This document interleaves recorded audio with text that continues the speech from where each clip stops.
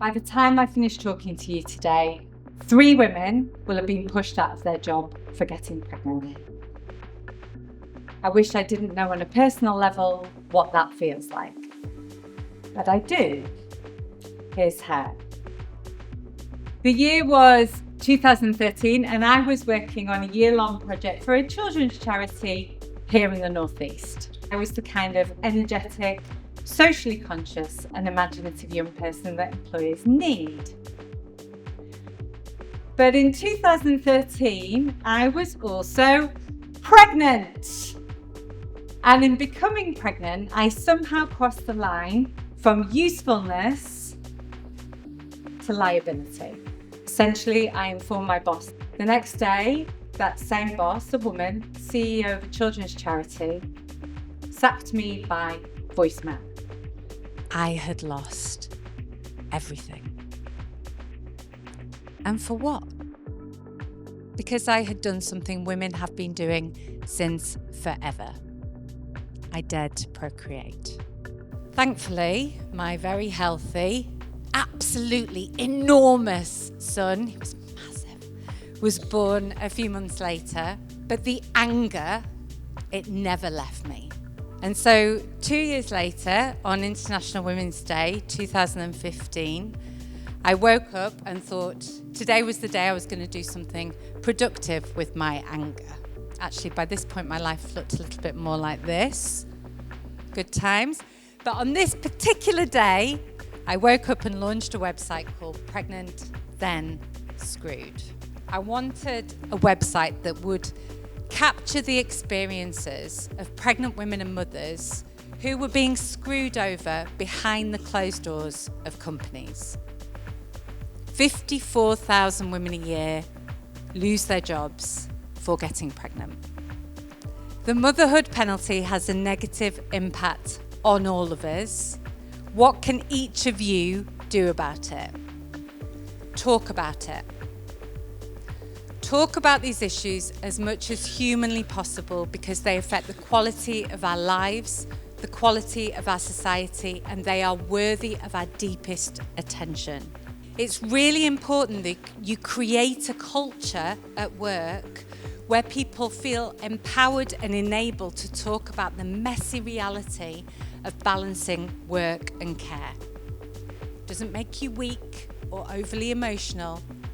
It makes you human. If you parent out loud, particularly if your senior teams do it, that you will improve employee connection to that company, you will improve their mental health, and ultimately you will improve and increase productivity and profitability. So this is really good for business. But to truly eliminate the motherhood penalty in the workplace, you also need to look at what is going on in the home. In your home. This bias exists because we see women as the caregivers and men as the breadwinners. And it's true, women do about twice the amount of care work that men do, and we do 3 times the unpaid labour, the cooking, the cleaning, the sock pairing. But we will never have equality in the workplace until we have equality in the home. Paternity leave is the key here. We need to increase paternity leave. It is so important that we de-gender care. There are now 120 companies in the UK who have gender equal parental leave, so at least 6 months parental leave for any parent, no matter how they become a parent, on full pay. And there are many more companies looking to increase their paternity leave this year. Companies haven't implemented this policy out of the goodness of their hearts. They've done it because there is solid business reasons for doing so.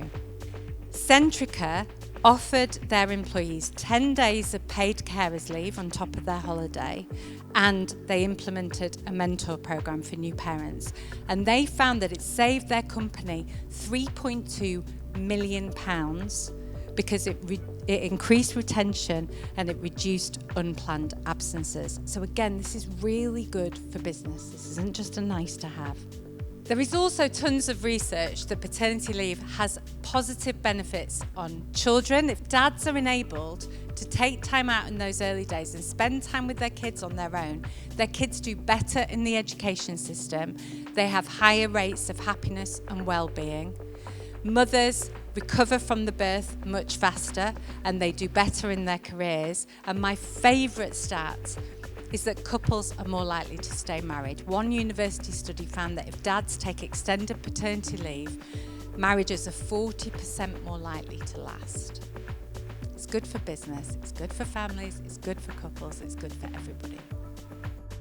Mothers are powerful. Mothers are essential. Mothers are incredible employees. But for too long, we have faced a motherhood penalty that has ensured we cannot be the best that we can be, both at work and at home. We can't fix this on our own. We need you. We need your voice.